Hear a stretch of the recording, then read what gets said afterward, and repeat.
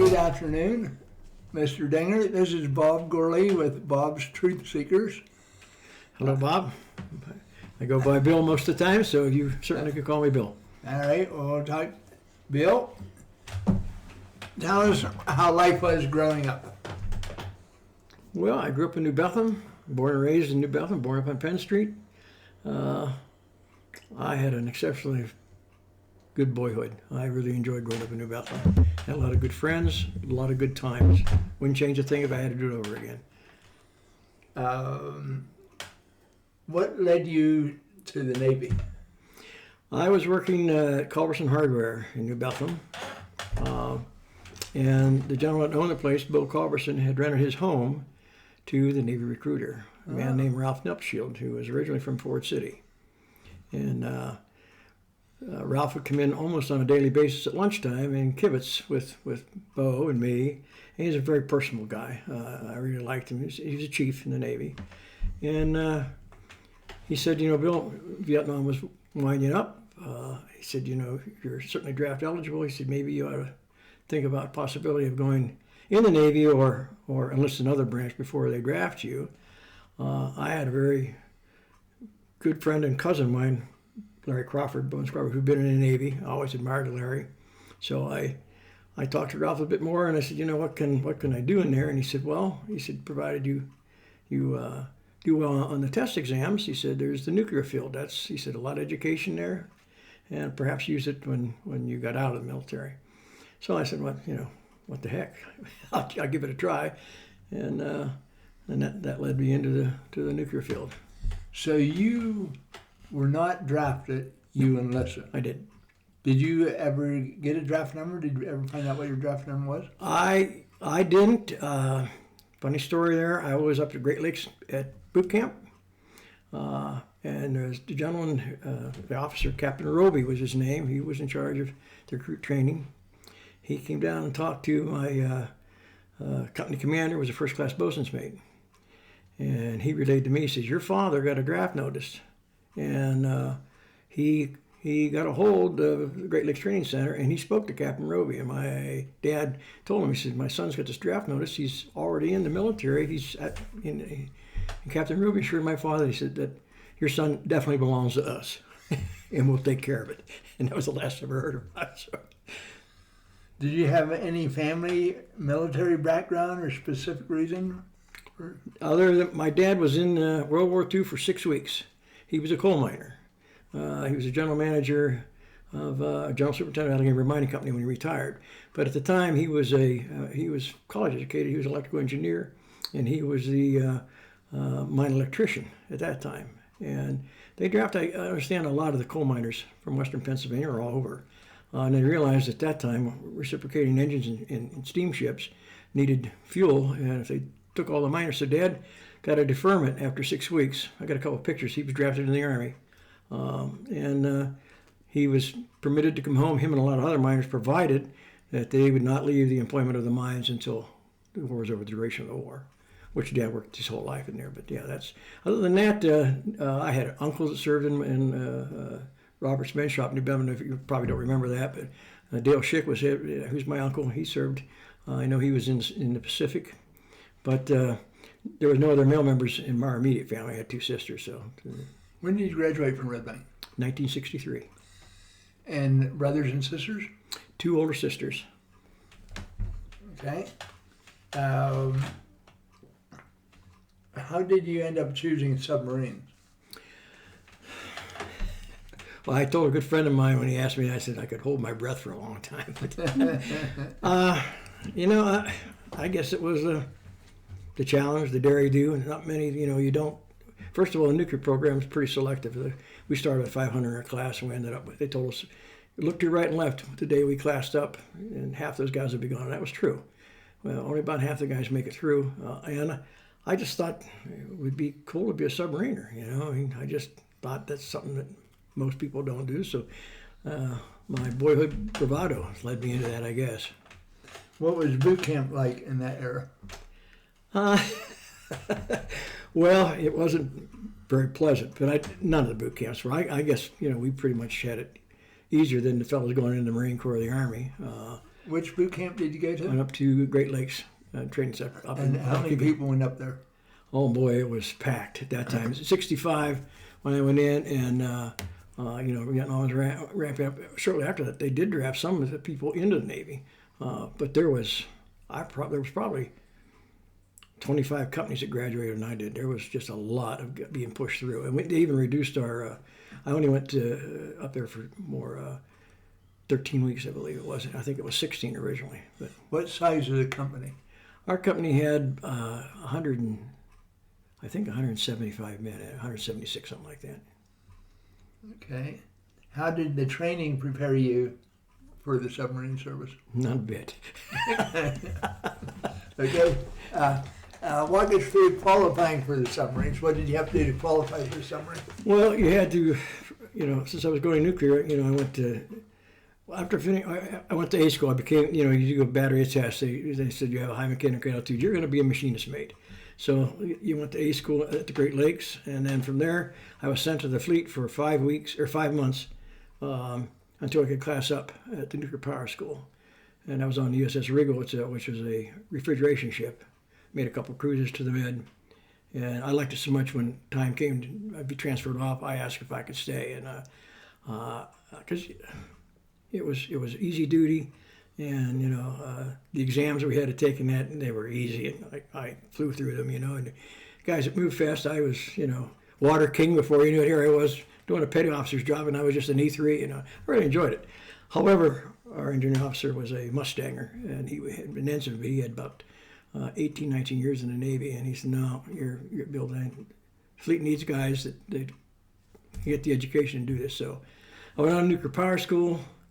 And then went up to prototype in Boston Spa, New York. Nuclear power school was in Bainbridge, Maryland, and then prototype in New York. Trained on the reactor and all the mechanical equipment, and then on to ELT school, which is engineering lab school, where for people that were going to do radiation and chemistry on the primary plant and radiation throughout the boat, and then on to sub school, and finally the fleet. That took about 3 years for me to get through that, and then I chose to be on a choice of duty. You can go on what do you want. I said, I want to go on a fleet, or fast attack, or excuse me, not fast, FBM, missile sub. I want to be stationed in New London and work out a whole lot of Scotland.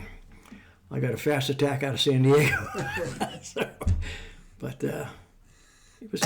So were you, like when you graduated from high school, were you one of the top students in there? No. I was. So I was college prep. I was in the honor society through 10th grade, and then the evils of boyhood, girls, cars, normal guy. Yeah, and my interest in that went right out the window. So no, but I scored well on the exams when you go in, and I did well in nuclear power school. I grew up a little bit in the Navy. Were you always in the same submarine, or yes. did you? Yeah. Once you got on one submarine, Yeah. and you stayed on that. Yeah, I was on board for a little over 3 years on it. And like, for us, then how big is a submarine? Like your submarine? Our submarine was 296 feet long, and we had a complement of 93 officers and men on board. It was. I never. Submarine service, if you're not supposed to be there, you won't be there. I mean, if you're claustrophobic, which not too many were by the time you got there, but if you didn't fit in, there was a lot of ribbing, a lot of, not teasing, but the rite of passage. First thing you have to do when you're on board, and I was an E5 when on board. I'd been in the Navy 3 years, so I wasn't accustomed to taking orders from an E3. But if you were not qualified, which means you have to earn the right, you have to earn that dolphin pin. And that's quite a rigorous program. So they called you non-qual. If you were non-qualified, you weren't qualified to boat. And when you qualifying to boat, not only mean to do your job, as you were trained to do, but you have to be able to have a reasonable competency in everybody else's job on board in the case of emergency. So it took me about a year to qualify. You enlisted in '65. How long until you were actually in a submarine?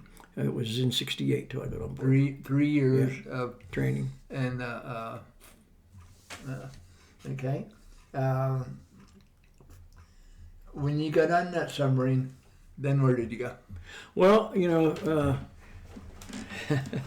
I got on board on In San Diego. San Diego. Okay, you started in San Diego. I reported on board right at lunchtime, and the truth about the Navy and particularly submarine service, well, that was true.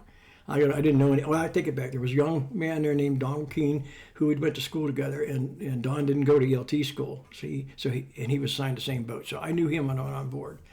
But my first day there, I sat down for cruise mess, and I didn't know a soul, and they were having frog legs, fresh rainbow trout at that time, and I'd never had either one, and you're called new kid right off the bat, or non-called new kid, and the first thing they try to do is make it understood that you don't know anything, and you better go along with what's done.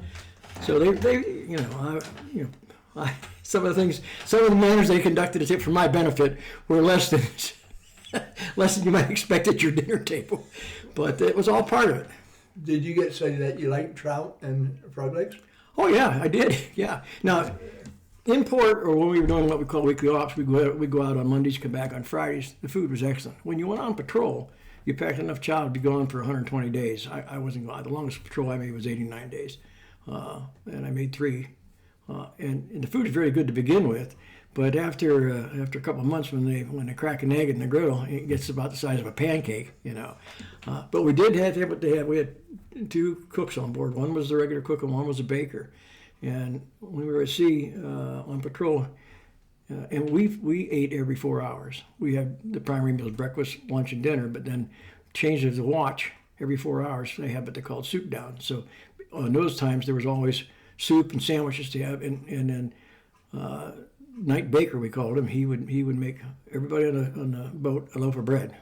So every morning there was a fresh loaf of bread, and yeah, it was an experience. Okay, so you hopped on the submarine in '68 in San Diego, and then where? Well, I stayed in San Diego other than go on patrols. We went to Pearl Harbor. Well, I'll take it back. We did, first 2 years I was on board, that's what we did. We went on patrol. And our mission was we were Cold War, and that's what we did. We watched the other fellas. And in the event that there was a conflict, our mission was to seek out and destroy the other enemy submarines and surface craft as well.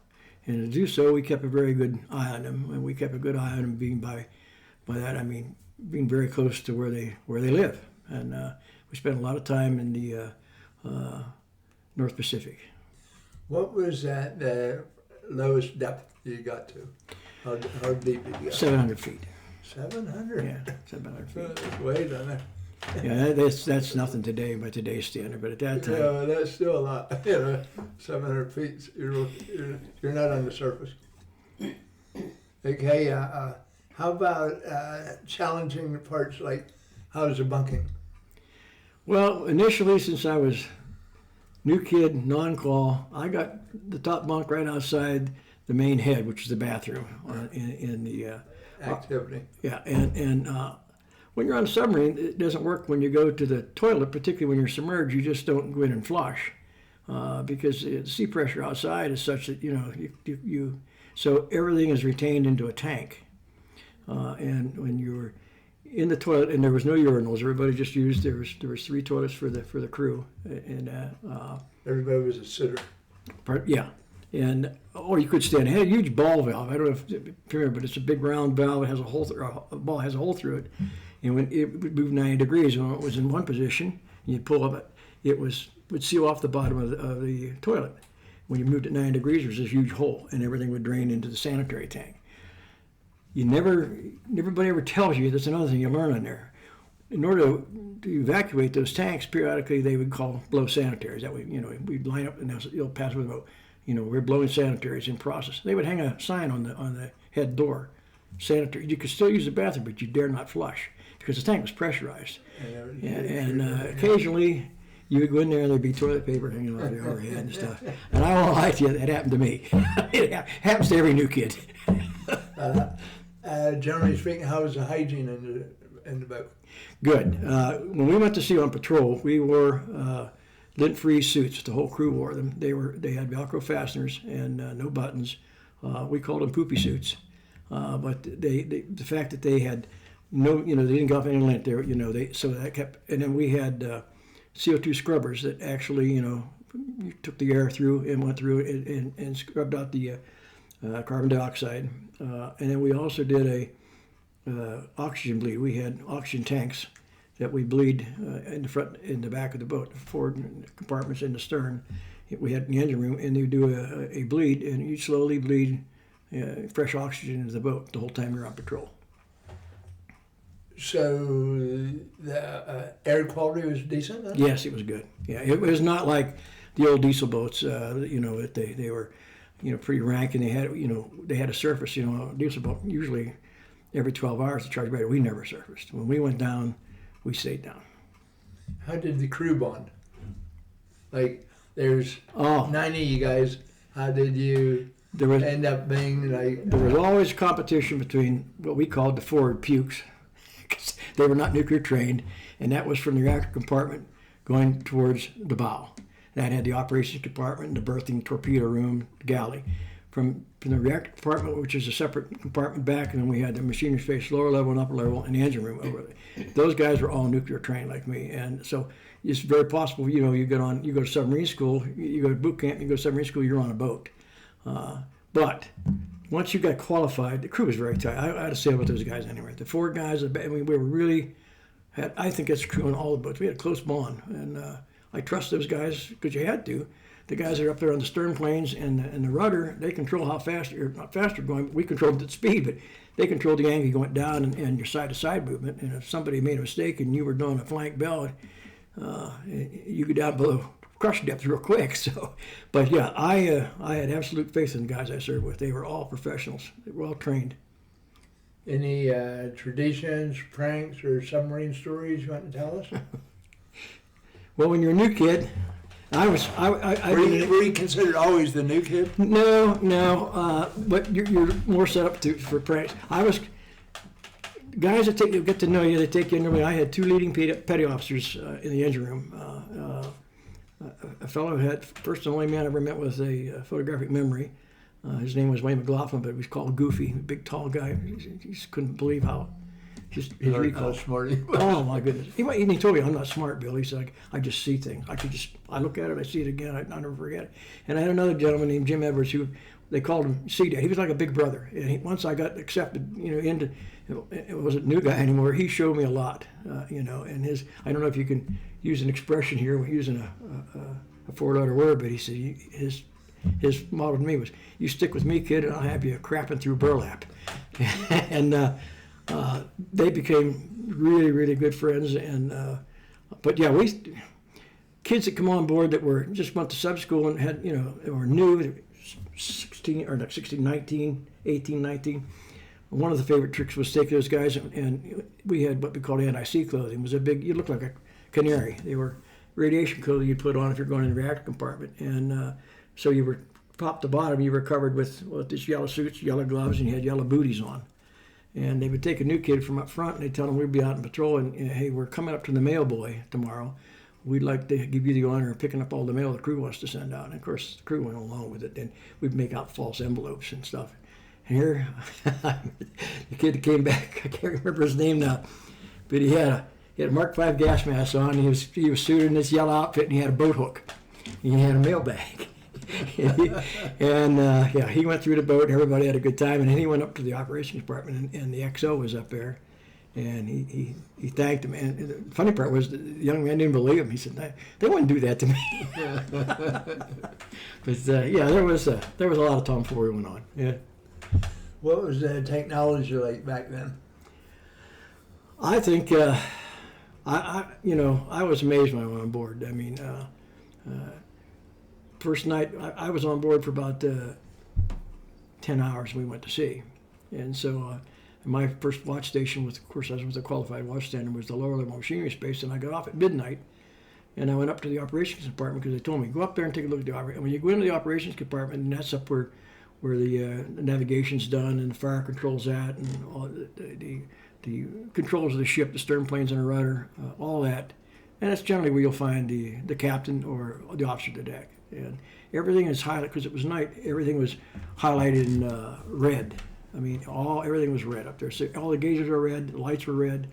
And honest goodness, I went up there, I just felt like I was on some kind of spaceship or something. It was magic. And first thing I did was trip over a man. It was happening to land on the floor.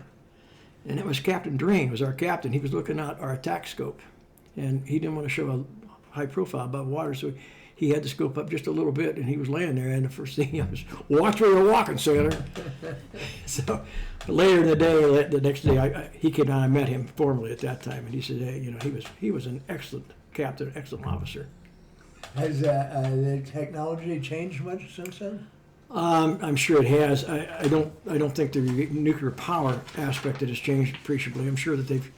I mean, the whole idea was to generate steam in a primary plant, keep it separate from the secondary, so you had no cross contamination. I know that they go deeper. I know some of them go faster. We were when I went on board our boat, USS Scamp. We belonged to what was called the skipjack class. That was the first. Every boat that's built, the first of that design that's the class it becomes. So if ours was the skipjack, was the very first. We were the second. Unfortunately, the Scorpion, which we lost. We lost it when I was going to school, and I had great apprehension when I found out she was 589, we were on 588. We were exactly like her. Well, what was wrong with that boat? It's going to be wrong with this one. But I think the technology in that regard, the basic premise of the steam plants probably stayed the same. But I'm sure that they've made great advances in fire control and stealth. We were pretty noisy by today's standards. Nowadays, they're ultra quiet. Did they ever figure out what happened to 588? 589. 589? Yeah, there's a lot of, but they believe that it had a hot running torpedo, and we drilled for that all the time. But what's a hot running? Well, when she ran a torpedo, it went off. When the torpedo runs, its propulsion system lights off and goes. It generates a great amount of heat. Okay. And they figured that there was two theories. It caught fire, and there was an explosion. There's another theory, and I think it's probably more plausible. There was a battery fire, and all the submarines, regardless of their propulsion systems, we were nuclear powered. We had an emergency diesel that we could also run to propel us, but they also had a huge battery bank in the event that you had to, use batteries to be able to get propulsion. And they gave off hydrogen gas, and if you're not careful, the ventilation's not done properly, you could have a hydrogen explosion. And needless to say, when you're submerged and have an explosion, that's not a good combination. What type of missions did your boat conduct? Like surveillance, special operations? Yeah, that was when we went on patrol. We were just simply out there keeping an eye on the other fellows. That was our primary job. We did weekly ops. We played war games with the ASW people. The aircraft which would try to plot you. At that time, and I assume they've got much better, but at the time, if we didn't want to be found, it was very difficult to find us. They would give us a course to run, and we'd run it, and as soon as we got there, we'd disappear. Were you ever in or near Vietnam? No. South China Sea? I don't know that for sure. We were always told... You're underwater. So. Yeah, they told us, I knew what our primary mission was. Occasionally we got detoured, but our basic, for a enlisted man, if we were caught or captured for some unknown reason, our response was, we're on a training mission. That's all they told us, So, but everybody knew where we were at, But I do not believe we were in the South China Sea, no. Did your submarine face any close calls? You mean? Like somebody detected you? Oh yeah, we had people chasing us. So we had people chasing us. Submarines were chasing you? Yeah, occasionally, And other boats up above were also chasing you? No, it would be another. I can only think of two occasions. Another submarine. And we would rig for silent running, and we always did that. We were there, and we would go ultra quiet if there was another boat creeping around. I had no doubt that what the other side had was no match for us, not at all. I had absolute confidence in our boat. It still increased the tenseness of the situation a little bit. Yeah, Not really. Not really? You know, You guys just felt that you well, were... I think the very nature, there you are, you know, you're submerged, you know, I mean... We can handle this. Yeah, so yeah, you know, they paid your hazard pay for a reason, so... Did the Vietnam War affect your submarine operations? Not to my knowledge, no. Did you feel the impact of the anti-war sentiment when you came home? Absolutely. I had a couple of run-ins at people at the airport. In fact, the day I mustered out, and I was traveling in uniform because you could fly military standby. It was a lot cheaper. And it was at LAX, and several of a group, I don't know what they're, long-robed, long-haired men and women come over, and Harry Crucians, what we called them, and they're parading around me and making statements. And I'll never forget, this guy come over, could have been a linebacker for the Pittsburgh Steelers. He was an officer, and he was on his way to Pearl Harbor. And he was at the airport, too, and he was a big fellow. He's probably 6'5", 6'6", and he came over and he said, "These people bothering you, sailor?" I said, "Not in the least." He said, "Well, I recommend," he said, "if they don't leave," he said, "you and I are going to have some fun with them." And they laughed. But So they were praying something. They weren't spitting on you. No. They were just going around and singing their some little ditty that they had put together. But you sensed it. You know, not to the degree that some of the fellows. My neighbor down the street here was in Vietnam, and they came back. They landed in the middle of the night, and came home to this country at 2:30 in the morning so that they wouldn't be ridiculed. And I thought, how terrible is that? But I never had anything. Just occasionally to get some looks, you know. Well, I'm glad that you're willing to share some of this stuff because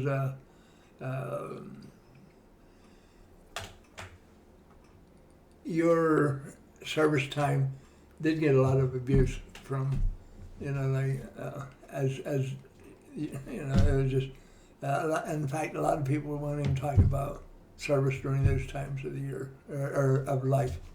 Well, that's unfortunate because I was proud to serve. I was proud of what I did, and you know it was an exclusive. It was kind of an exclusive club, and like I said, I wouldn't change any of that either. I would, you know, that was a very positive experience for me. I grew up in the Navy, so.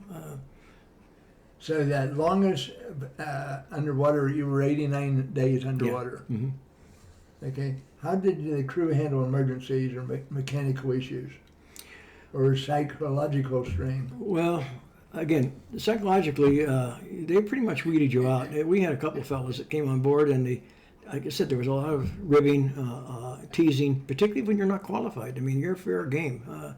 I had men junior to me. I would go up to watch a movie if I had time, which wasn't very often. And the first thing they do is they come in and say, "You're in my seat, non-qual."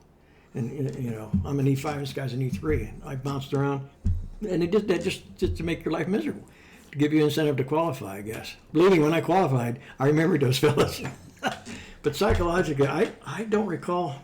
The worst part about, we had a crew, a very good friend of mine. He was an E6 nuclear machinist mate like myself, and Rick and his wife. I'm talking about Rick Craig, and they lost their child when we were at sea. And he was, I don't know how old he was. He was less than a year old, about 6 months, I think. Crib death, and that happened. We were on patrol. You know, the baby was buried probably 2 months before we got back, and they told him the day we come back, and that was tough for him. And a couple of the senior guys found out, and since I was really good friends with him, I found out, and I carried that around with me, thinking, "Poor Rick, it's going to be terrible for him," and it was. That's the downside. If something happens, they're not coming back, and they're not going to tell you. So, was there any humorous or scary or standout incidents with your time in the Navy? Well, we went to Bremerton Naval Shipyard for a rebuild in 1970. We're going to refuel and do some changes, and they tear a boat basically apart. And while we were in dry dock, there were several ships that were built, and I can't remember, over in Seattle or close to Seattle, that were destroyer escorts. And they would bring those over to outfit them and commission them. And some of the rascals we had in our boat that were good with our, the day of the one was being commissioned. In Bremerton, they have big tides, to be 11, 12 feet. Okay. And so they were able to go under the pier, and the boat was, the ship across it was going to be commissioned next day, was down real low.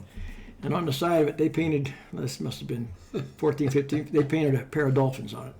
And when the tide comes in, it comes in very fast. And there they are, all the commissioning officers getting ready. They hadn't started the ceremony yet. Tide right up, and there's this brand new ship with a pair of dolphins painted. Of course, we're the only ship in the yard, so they kind of knew it was us. But somebody in your crew. What role did the leadership and the captain play in keeping the morale high? They were. I had two captains I served under, and Commander Drain.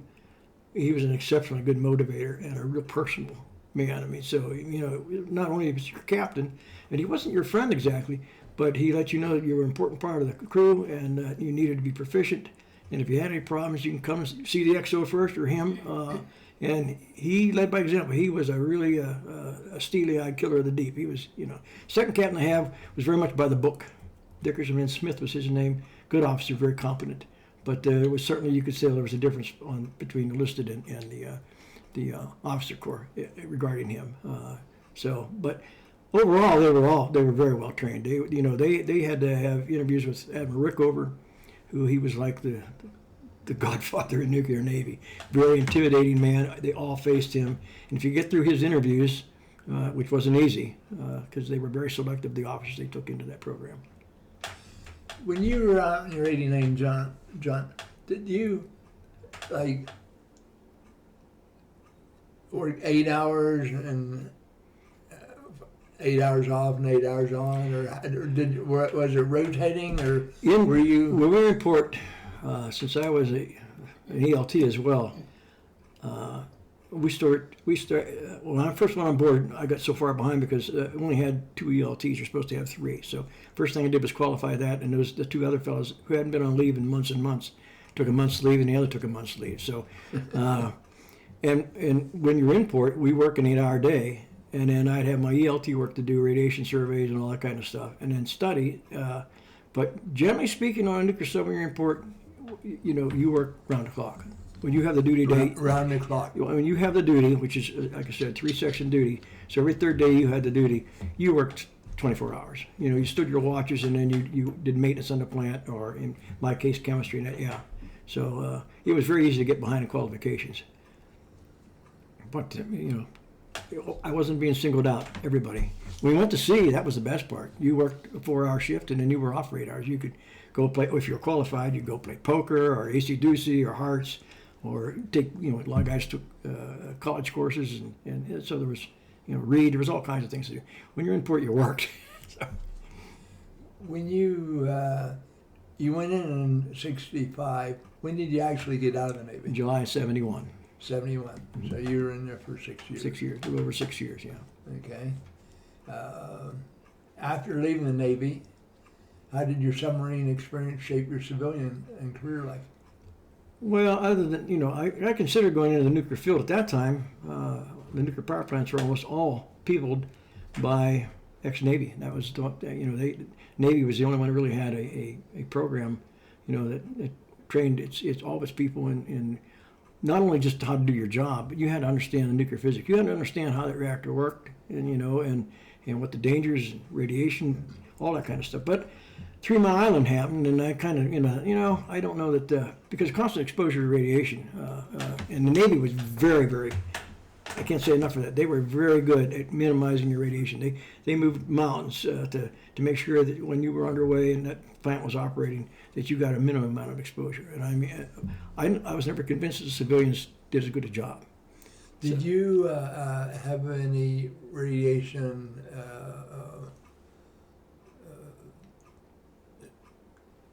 something happened to you because of radiation? Like your health's been good the whole way through. Yes. Okay. Like I said, they monitored. We were film badgers and dosimeters, and our corpsman, we have one on.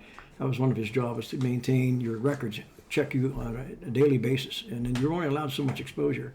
We all what we called burned out when we went to shipyards, because we were always in the reactor compartment working, and they only let you get so much, and then you were done. You didn't get back in for the rest of the year. That only happened to me once, but no, I think I got less radiation when we were submerged and gone than when you're out working in garden sunlight. Looking back, what are you most proud of from your service? The fact that I served during a time when the country was in turmoil, not that I contributed directly to any of the outcome of that, but it was an unpopular thing to do, I think. And the fact that I didn't wait to be drafted, that I enlisted, not that I'm saying I had great patriotic ideas, I just had a very good recruiter told me, Bill, chances of you getting, into the infantry are very good if you wait to be drafted. So, but I think the most positive thing I had is and it's manifested itself as I've got older, that it's not for everybody, and yet I was very proud to serve. I love this country, and I was proud to serve. The 6 years that you were in, did you get like a month off or a couple weeks here and there? How did that work out? When I got out of the Navy, we got I had 62 days back leave that I didn't get to take because I got leave twice in the 3 years I was on board Scamp. I got leave to marry Betty. We were supposed to get married in August. We got married in December. What year? 69. So you had a military husband for a couple years. For a few years. Yeah, she went with me out to. We lived in Bremerton, Washington. Was in the shipyard. And, so you moved out. Are you from around here? From Hawthorne. Oh, that's probably local. What's your maiden name? Carlos. Carlos.